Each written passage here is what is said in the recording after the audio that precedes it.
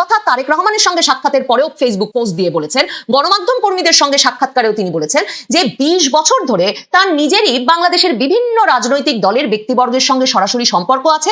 আর যুক্তরাষ্ট্র যেহেতু নীতিগতভাবে যে ক্ষমতায় আছে তার সঙ্গেও সম্পর্ক রাখে, যে ক্ষমতায় নাই তার সঙ্গেও সম্পর্ক রাখে, কাজেই যুক্তরাষ্ট্র সকল রাজনৈতিক দলের সঙ্গে যোগাযোগ রাখছে। সরাসরি বার্তা যে যুক্তরাষ্ট্র যাদের সঙ্গে দেখা যাচ্ছে শুধু তাদের সঙ্গে সম্পর্ক রাখছে তাই নয়, যারা ক্ষমতার বাইরে আছে আওয়ামী লীগের সঙ্গেও যুক্তরাষ্ট্র যোগাযোগ রাখছে। কূটনীতি এবং আন্তর্জাতিক সম্পর্কে মুখে যত কথা বলা হয় তার চেয়ে অনেক বেশি বুঝে নিতে হয় যেসব কথা বলা হয় না, নীরবতার ভাষা এবং বিভিন্ন ইঙ্গিত।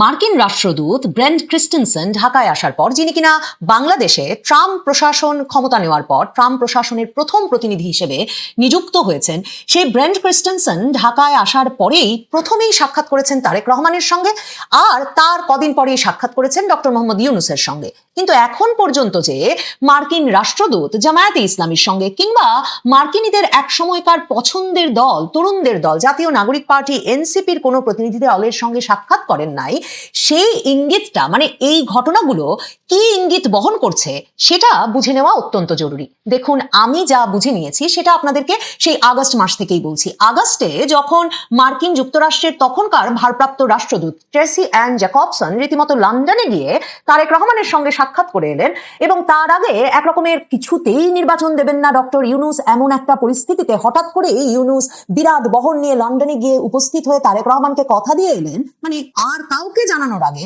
তারেক রহমানকে প্রথম বলে এলেন যে তিনি ফেব্রুয়ারিতে নির্বাচন দেবেন। তখন ও দুটো ঘটনা মিলিয়ে পাশাপাশি রেখে একেবারে পরিষ্কার বোঝা যাচ্ছিল যে মার্কিন যুক্তরাষ্ট্র সরাসরি ডক্টর ইউনূসের উপর চাপ প্রয়োগ করেছেন যে তাকে একটা দ্রুত নির্বাচন দিয়ে এবং বিএনপির হাতে ক্ষমতা বুঝিয়ে দিয়ে তাকে সরে যেতে হবে। এবং সে কারণেই ট্রেসি অ্যান জ্যাকবসন মার্কিন রাষ্ট্রদূত তখন সকল প্রথা ভেঙে লন্ডনে গিয়ে বৈঠক করলেন তারেক রহমানের সঙ্গে। শুধু তাই নয়, বিএনপি সে খবরটা যে সংবাদ মাধ্যমে প্রকাশ করলো মার্কিন যুক্তরাষ্ট্র তাতেও কোনো আপত্তি জানালো না। মার্কিন যুক্তরাষ্ট্র সহ কূটনীতিকরা যে নানা রকম গোপন বৈঠক করেন সেটাও তো আমরা গত কয়েক মাসে বেশ জেনেছি। জামায়াতে ইসলামীর আমির ডাক্তার শফিকুর রহমান ডিসেম্বরের শেষে রয়টার্সকে সাক্ষাৎকার দিয়ে বললেন যে ভারতের কূটনীতিকরা তার সঙ্গে যোগাযোগ করেছেন কিন্তু তাকে ব্যাপারটা গোপন রাখতে বলেছিলেন, তাই তিনি এতদিন বলেন নাই। এই সম্প্রতি একটা অডিও রেকর্ডিং ফাঁস হয়ে গেল মার্কিন যুক্তরাষ্ট্র থেকে। সে বিষয়ে আমি আপনাদের বিশ্লেষণ করে বলেছি যে নিশ্চিতভাবেই মার্কিন যুক্তরাষ্ট্রের একেবারে সম্মতি এবং অনুমোদন ছাড়া মার্কিন দূতাবাসের ভেতর থেকে একটা ব্যক্তিগত কনভারসেশন রেকর্ড করে ফাঁস করে দেওয়ার সাহস সাধারণভাবে করার কথা নয়। সেরকম একটা ফাঁস হয়ে যাওয়া অডিও রেকর্ডিং এর সুবাদে মার্কিন দূতাবাসের কর্মকর্তা বলছেন তারাও জামায়াতে ইসলামীর সঙ্গে একটা যোগাযোগ স্থাপন করতে চান এবং তারা মনে করেন না যে জামায়াতে ইসলামী আসলে শরিয়া আইন হবে, কারণ তারা জানে শরিয়া আইন এলেই মার্কিন যুক্তরাষ্ট্র প্রয়োজনে শতভাগ শুল্ক আরোপ করবে বাংলাদেশি পণ্যের উপর। এমন একটা ছেলে মানুষের কনভারসেশন ওয়াশিংটন পোস্টের ইন্ডিয়ান ব্যুরোকে দিয়ে প্রকাশ করে দিয়ে একদল বলা শুরু করলেন যে ওয়াশিংটন পোস্ট শিরোনাম করে ফেলেছে যে যুক্তরাষ্ট্র একসময়ের নিষিদ্ধ দল জামায়াতে ইসলামীকে বন্ধু হিসেবে পেতে চাইছে, কারণ জামায়াতে ইসলামী এবারের নির্বাচনে খুব ভালো ফল করবে।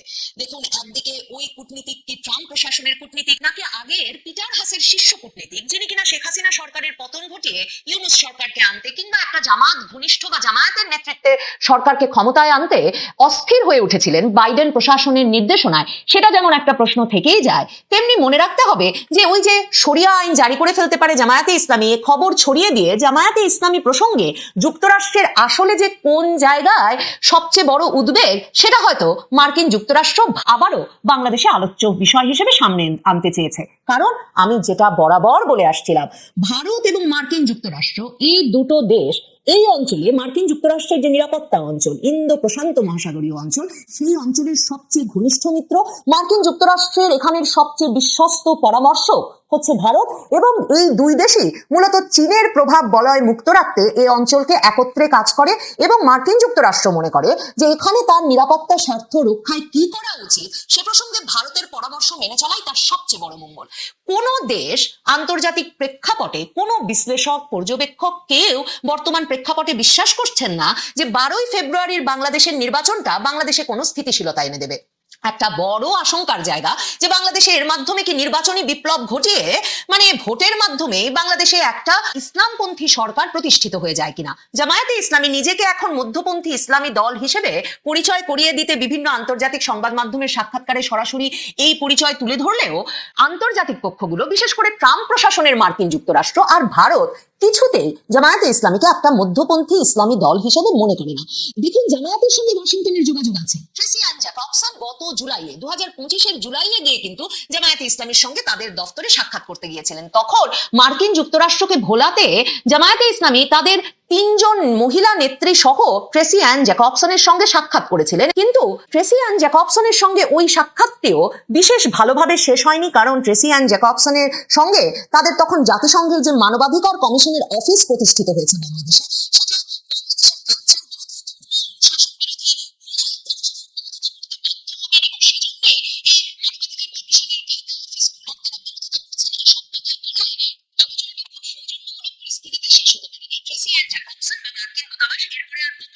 জামায়াতে ইসলামের সঙ্গে আনুষ্ঠানিক কোনো বৈঠক করেনি। একদম সম্প্রতি বাণিজ্য প্রতিনিধি জ্যাকসন গ্রিন তিনি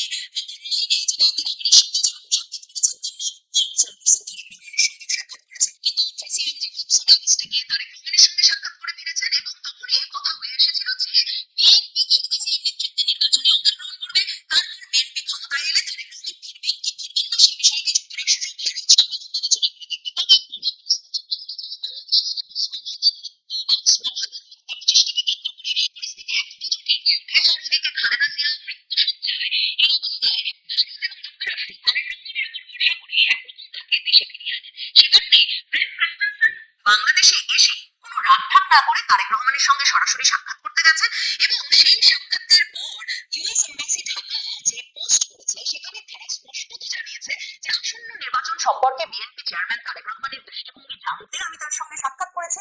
এবং ইউএস এম্বাসি লিখছে, রাষ্ট্রদূত ব্রেন টি ক্রিস্টেনসেন বলছেন যে যুক্তরাষ্ট্র শান্তি ও সমৃদ্ধির অভিন্ন লক্ষ্যকে এগিয়ে নিতে বাংলাদেশের সব রাজনৈতিক দলের সঙ্গে কাজ করতে আগ্রহী।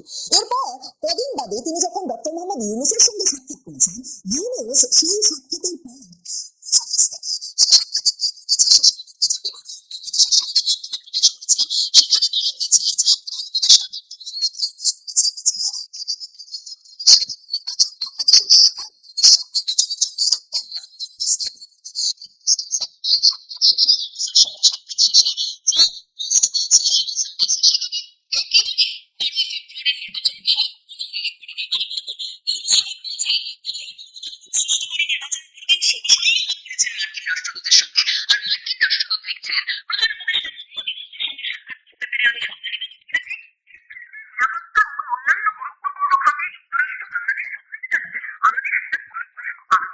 তার মানে 12 ফেব্রুয়ারি নির্বাচন বিষয়ে যুক্তরাষ্ট্র ডক্টর ইউনূসকে যা বলেছেন সেটা লেখার যোগ্য নয়। যে চাপ তারা প্রয়োগ করছেন সে চাপ তিনি না লিখে ডক্টর ইউনূসের এক রকমের সম্মান বাঁচিয়েছেন। কারণ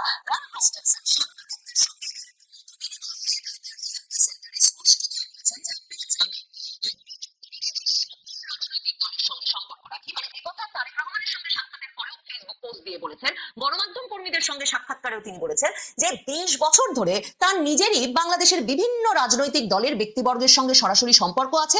আর যুক্তরাষ্ট্র যেহেতু নীতিগতভাবে যে ক্ষমতায় আছে তার সঙ্গেও সম্পর্ক রাখে, যে ক্ষমতায় নাই তার সঙ্গেও সম্পর্ক রাখে, কাজেই যুক্তরাষ্ট্র সকল রাজনৈতিক দলের সঙ্গেই যোগাযোগ রাখছে। সরাসরি বার্তা যে যুক্তরাষ্ট্র যাদের সঙ্গে দেখা যাচ্ছে শুধু তাদের সঙ্গে সম্পর্ক রাখছে তাই নয়, যারা ক্ষমতার বাইরে আছে আওয়ামী লীগের সঙ্গেও যুক্তরাষ্ট্র যোগাযোগ রাখছে। কারণ বারবারই বলেছি যে ভারতের নিরাপত্তা উপদেষ্টা অজিত দোভাল বাংলাদেশের জাতীয় নিরাপত্তা উপদেষ্টা খলিলুর রহমানকে ভারতে ডেকে নিয়ে দোহায় নিয়ে গিয়ে যেমন ভাবে মার্কিন প্রতিনিধি এবং ভারতের প্রতিনিধিদের সঙ্গে বসিয়ে স্পষ্টত জানান দিয়েছেন যে কিছুতেই বাংলাদেশে একটা স্থিতিশীল পরিস্থিতি সৃষ্টি হতে পারে না, আঞ্চলিক নিরাপত্তার জন্য ইতিবাচক কোনো পরিস্থিতি সৃষ্টি হতে পারে না যদি বাংলাদেশে একটা অন্তর্ভুক্তিমূলক নির্বাচন না হয়।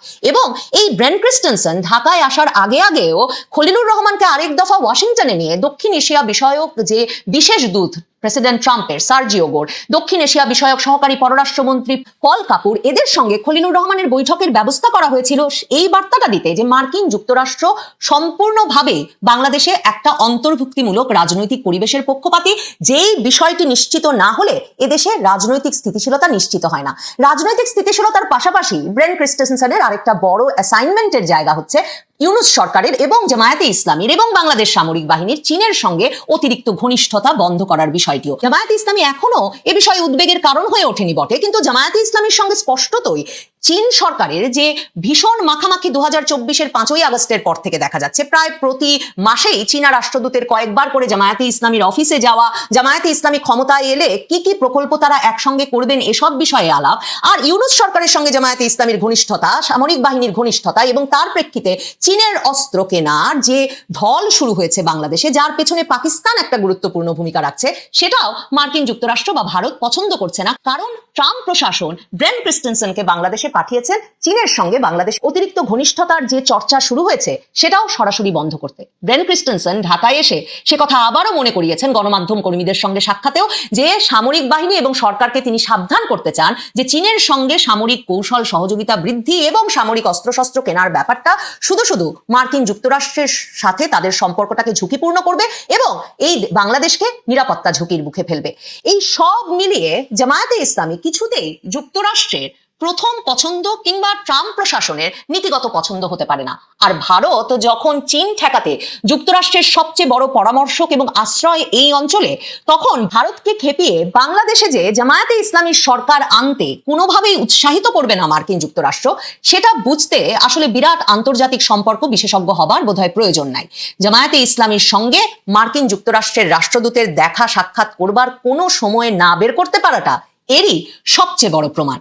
দেখুন, জাতীয় নাগরিক পার্টি কিন্তু মার্কিন দূতাবাসে গিয়ে প্রায়ই সাক্ষাতের সুযোগ পেত। যে মাত্র জামায়াতের সঙ্গে জোট করেছে দলটি, এরপর মার্কিন দূতাবাসে ডেকে নিয়ে মাঝারি সারির কিছু কর্মকর্তা কি কারণে তাদের এই জোট করতে হলো তা নিয়ে ধমকে দিয়েছে বটে, কিন্তু এরপর আর জাতীয় নাগরিক পার্টিও মার্কিন দূতাবাসের কোনো পর্যায়ের কোনো কর্মকর্তার সাক্ষাৎ পান নাই।